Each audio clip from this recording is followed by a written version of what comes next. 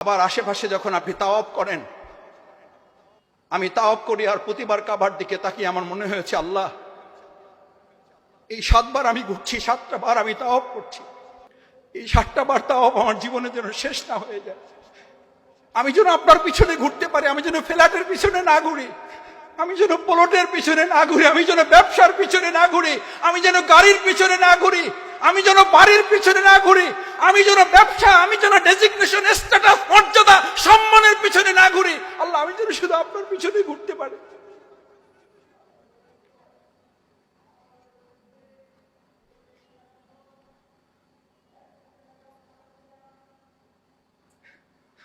ওখানে তো আপনাকে এই ঘোরাঘুরিটা এটা শেখায়, শুধু আল্লাহর জন্য ঘুরবেন আপনি, শুধু আল্লাহর পিছনে দৌড়াবেন আপনি, শুধু আল্লাহর ভালোবাসার জন্য আপনি দৌড়াবেন। আপনার মাথা থেকে তো ওখানে ভালো খাচ্ছেন না মন্দ খাচ্ছেন, এটা তো মাথা থেকে বের হয়ে যাবে। কিসের ভালো খাওয়া, কিসের মন্দ খাওয়া? যেখানে হাজী আলাইহিস সালাম যে পানির জন্য দৌড়াচ্ছেন, আমি আমার চোখে দেখা থেকে বলছি, আল্লাহর রাস্তে মাফ করবেন, এখানে যারা মুআল্লিম আছেন বা হজের ব্যবস্থাপনায় আছেন তাদের পক্ষে যাবে কথাটা, তাদের পক্ষে যাবে কথাটা, আমি পক্ষে বিপক্ষের জন্য বলছি না।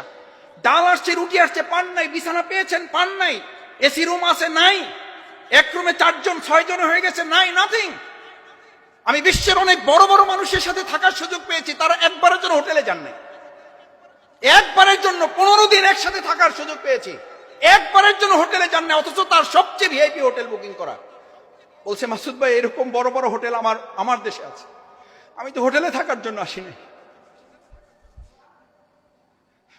আমি এসিতে রাত্রি যাপন করার জন্য আসিনি, আমি আমার স্ত্রীর সাথে যদি থাকতে হবে তাহলে তো আমি বাড়িতেই থাকতাম, আমি তো এখানে এসেছি আল্লাহর সাথে সময় দেওয়ার জন্য। অথচ আমি আমার চোখের সামনে দেখেছি ঝগড়া বিবাদ করে রুম থেকে বের হয়ে গিয়ে মুআল্লিমের সাথে ছিন্ন বিচ্ছিন্ন করে বলছে যে লাগবে না এই হজ, বাদ দেন, কিসের জন্য আপনি নিয়ে আসছেন, কত টাকা লাগবে, আপনি নিতেন টাকা, কেন আমাদেরকে এরকম কষ্ট দিচ্ছেন? আমি আমার চোখের সামনে দেখেছি। মিনায় যাওয়ার জন্য গাড়িতে সিট পাওয়া নিয়ে বিরাট যুদ্ধ। তাহলে আপনি কি স্বীকৃতি দিলেন, কি স্বীকৃতি দিলেন?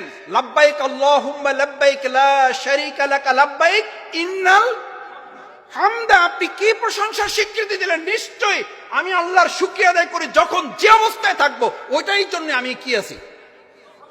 দেখে একটু পারবেন ইনশাআল্লাহ, পারবেন ইনশাআল্লাহ।